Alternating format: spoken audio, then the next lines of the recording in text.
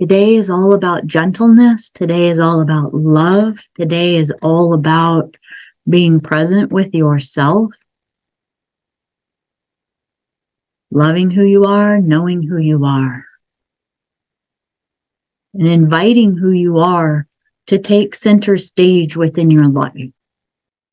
As we get to, with love, support each other as we continue this shadow journey that we have been doing together, and that the shadow journey that we're taking, that it's a continual one that we're going to be going through, what I'm going to invite actually through the entire summer, that through Cancer, especially this Cancerian energy that we're in is very, very vital and important, because it is the lunar energy. It is our deep subconscious energy. It is the places where we have been many times hiding those very special and loving places within ourselves. And we are becoming free to make our shell transparent so that we can shine to the world, right?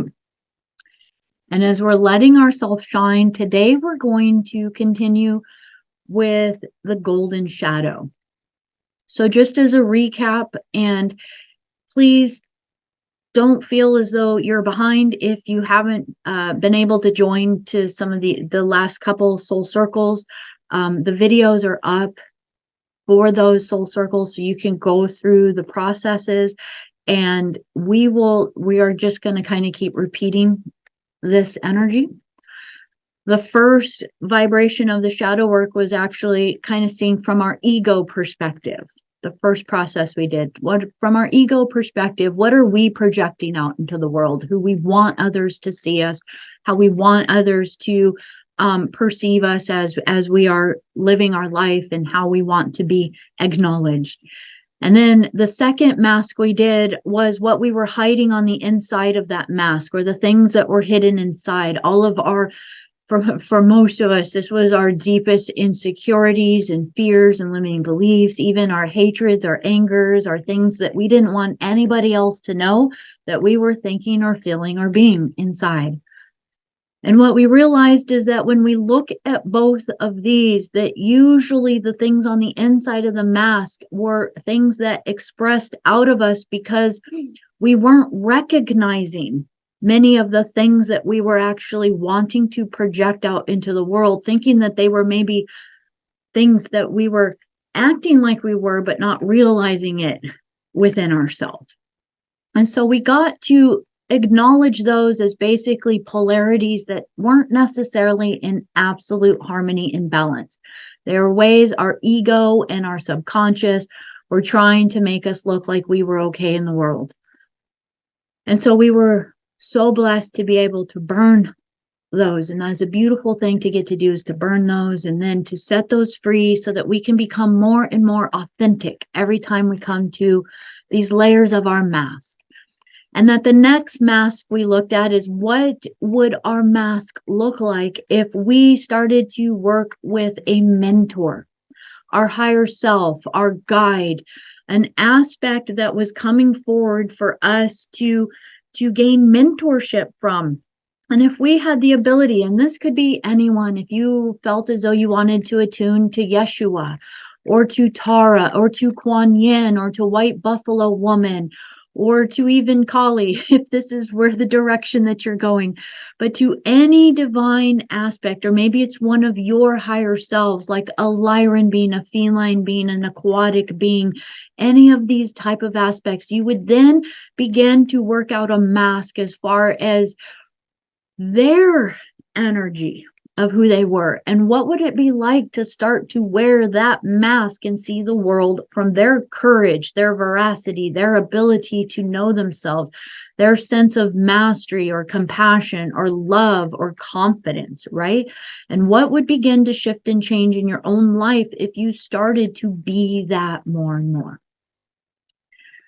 And then our next process that we went through was again starting to revisit another way to begin to work with the shadow and information that was coming through. And this was us going through the clearing process and utilizing automatic writing or the writing process So that as we begin to catch any places within us that hold any levels of insecurity or limitation, as we are stepping in to the mask of our mentor, that we would catch whatever fears or apprehensions or things that came up for us that felt as though it was making us believe, well, I can't, well, I'm not good enough, well, I can't do that, well, that's too scary, well, I don't even want to think about that.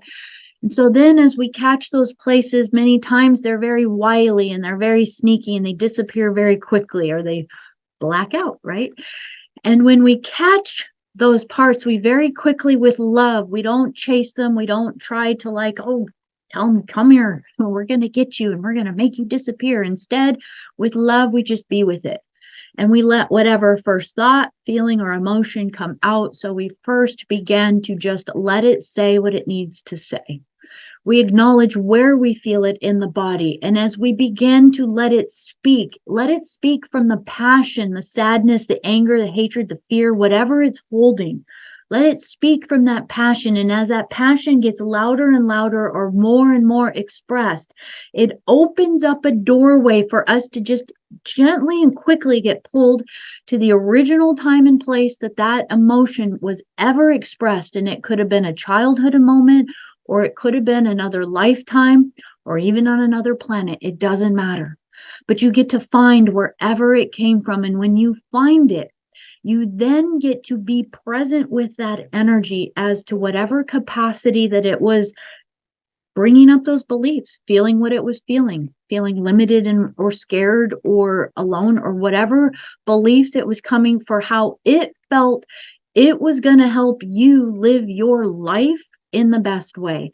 We want to acknowledge that all of these parts did the best they could from the tools, the knowledge, and in the moment that they were in. So whatever idea they came up with, there's always a positive. There's always a positive reason why we learned how to hide, or why we learned to shut our voice down, or why we learned how to check out or go dull or go blank. The positive reason is usually something to protect us or keep us safe.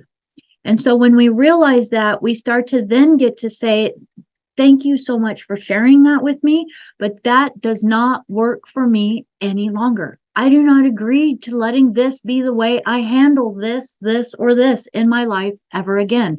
So however I learned it, wherever I learned it, or wherever I inherited it from, I'm done with that now. Higher self, I am willing and ready to surrender this habit, to let it go, to let it be free so that I might be free. Pull it from me now. And as we do that and we begin to find the place, we bring all of the aspects, and we're going to go into a beautiful practice today on how to bring and heal a lot of those parts that have been stuck in time and breathe them back. But really, bottom line, all you have to do is be witness to them, observe them with love, and the love of your heart brings them back in. And there's no thinking, love is the magic, complete. So as you breathe them back in, you regain the gifts that part had locked away. And you get to now be free to be that radiance again.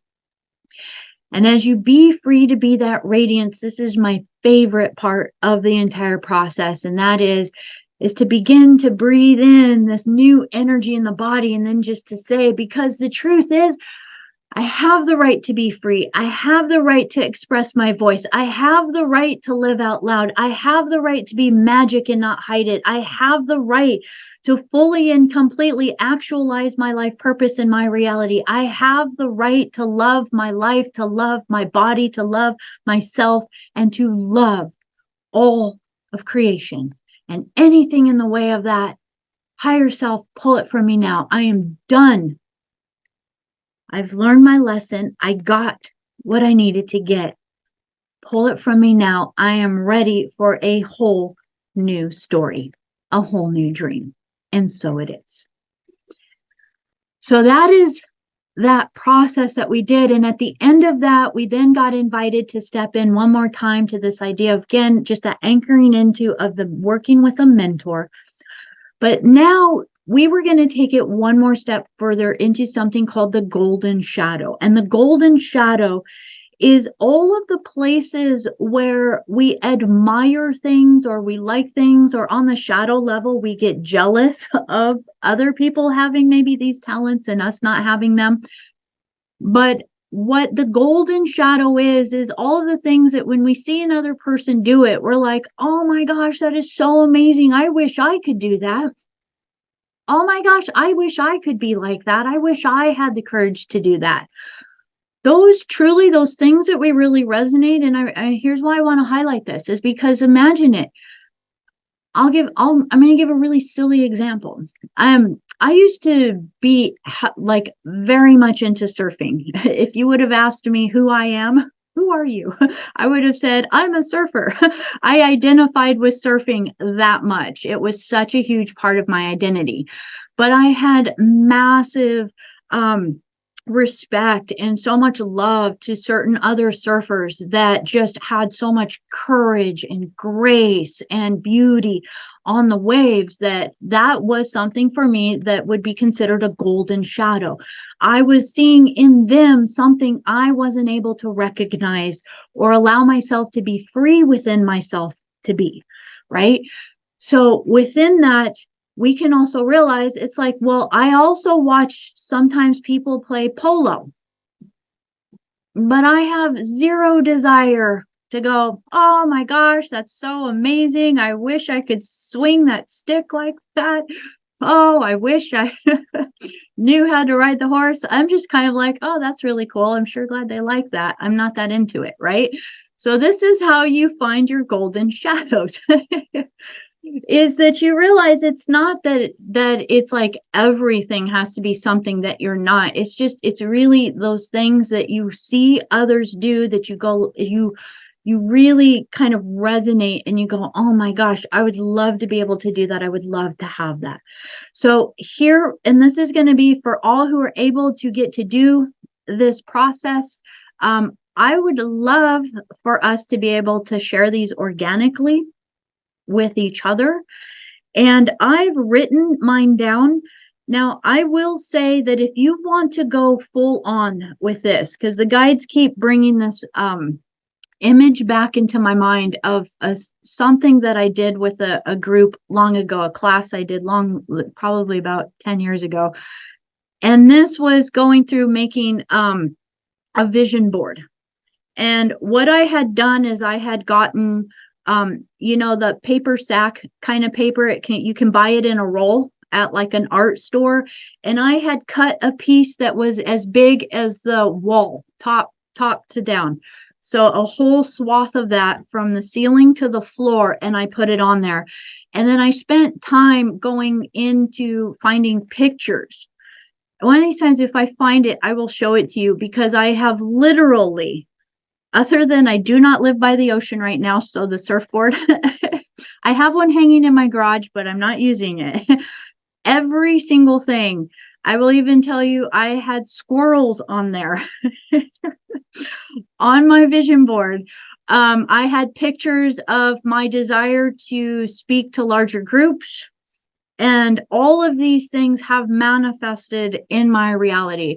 There's even a picture on there where I just wanted to create the vibration of being in a harmonious relationship.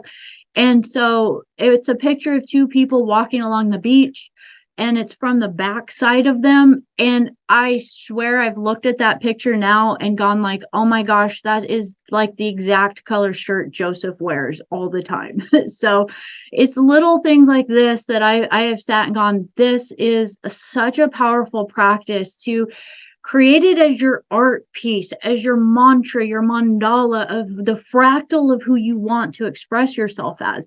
So I'll probably at some time create another one, but there's a couple other processes that the guides are going to be leading us through.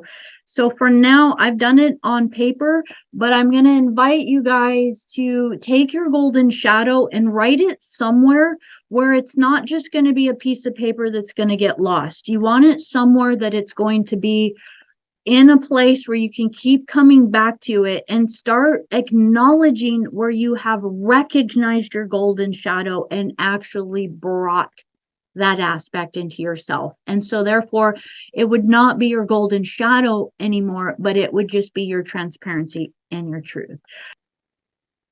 And that is the power of facing our fears, because then fearlessness takes place, where we realize that through that courage that not even death is something we would be afraid of. So we can just jump fully, fearlessly into living life. That's one of the most beautiful things about facing our fears is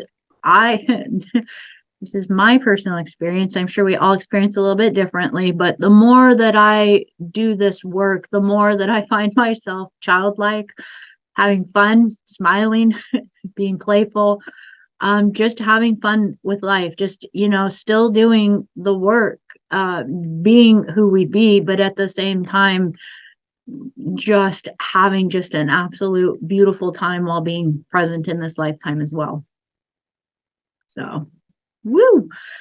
So, oh my gosh, you guys are incredible. I want to share. So there was a last process through. I want to take you guys through a process. I did share a video on the email out to everybody. And what this is this is actually a Tibetan, this is a Tibetan or a Buddhist practice, excuse me.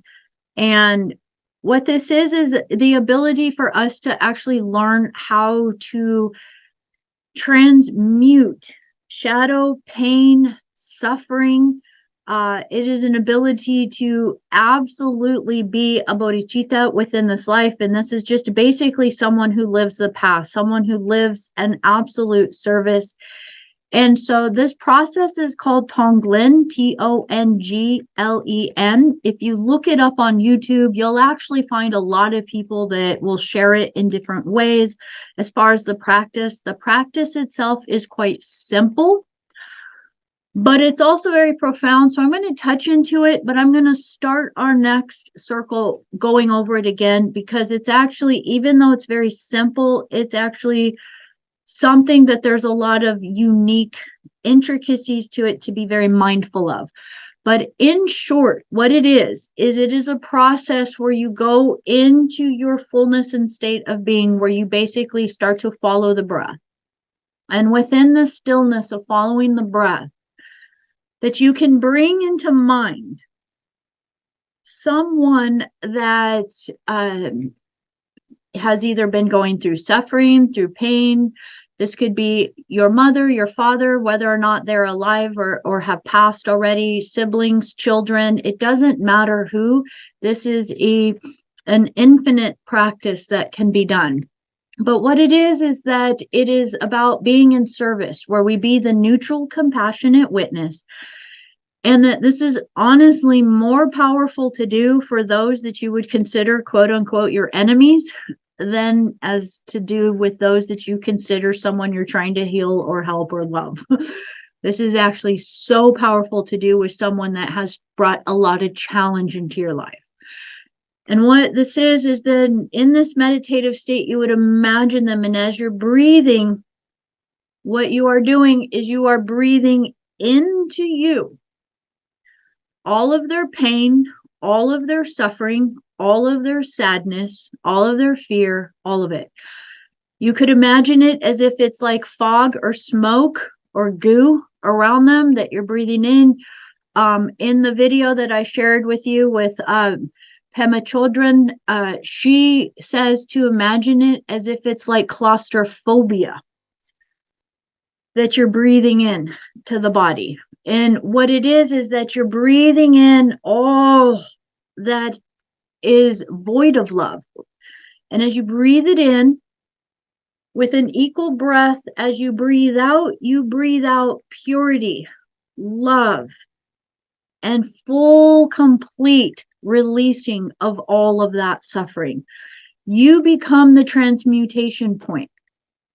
This is really powerful. I apologize, I don't remember his name off the top of my head, but he was that individual that I was sharing, I think it was William, but I was sharing a video of him. He had gone through that Stargate in Peru, and I'll have to find his thing, but he was talking about how he has been doing healing work for a lot of people. And he's like, well, I don't really do anything. He's all like, and I don't have clearing practices, and I don't have any like rituals or different things that I do after I do a healing for someone. He's all, because there is nothing for me to have to clear. Because he says, what I do is when I do healing on someone, I will tap into their body. I will find whatever it is, whether it's a tumor, whether it's congestion in the lungs, whether it's cancer, whatever it is. I go into it and I pull it into me. And then through the heart, I gift it as a gift to God. And so this is another visualization that you can utilize. And what he said is that I don't hang on to any of it. I give it. It's not mine. So I just am the conduit that passes it through and gives it as a gift. And that after that, there is nothing to clear within the body. So breathing in and taking in all of someone's pain and sorrow, sadness, guilt, hatred, whatever it is that is limiting them, isn't going to be detrimental to you. Because what you are going to be doing is you're pulling it in and being the transmutation of releasing it out, pulling it in and breathing it out. And it's very much a visualization of when you breathe out, you're breathing out pure, clean light. You could even imagine you're breathing it out through all of your skin as pure crystalline energy and light. And this is a very simple practice that you can do to begin to transform suffering, transform limitation upon the planet. Now, I'm going to give you an invitation. It's very interesting. I think a lot of you will really resonate with that video. I can share it again on the Telegram as well. Pema Chodron, she gives an example of starting with the mother. And she makes a fun joke at the very end about that. But she's all like, for most people, there's a lot of resistance to doing this practice with the mother, that it's hard to imagine loving one's mother fully and completely within a lot of people's experiences. So to understand on a deep level that what we are doing is we are stepping into divine being. And here's how I visualize this when I'm doing this. As I go through this practice, I'm not doing this as Becca. I'm going into a neutral meditation, and as I go through the breath work, I am imagining that source or God or the divine is breathing through me. And that source breathes in all of that suffering, and that I get to be a vessel for the divine to love all of the divine's children back home, back into the heart, and back into wholeness. And so Becca's not a part of this. It's a breathe in, breathe it into the heart, and then let it go. Gift it. It's like a gift back to source. And as we do this, you will start to feel just the lightening of the energy, but more than likely what you really start to feel is a lightness within yourself. Now, this next step that we're going to do, this is going to be a process. Let me get my notebook.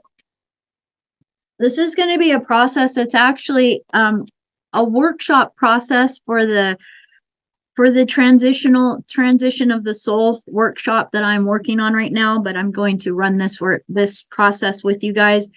But this is going to be the workshop, just to see this here. This is going to be the ancestors process. But the very first step of this is I'm going to invite you to get a piece of paper and to mark on there from womb, and then write down the age that you are now on the other side. Okay, so this Tonglen process, you can do the process on anyone you'd like, but I'm not recommending that you start on someone else right now. This next process, I'm going to invite us to do this for ourselves. And this very first process might take a month, and that's okay.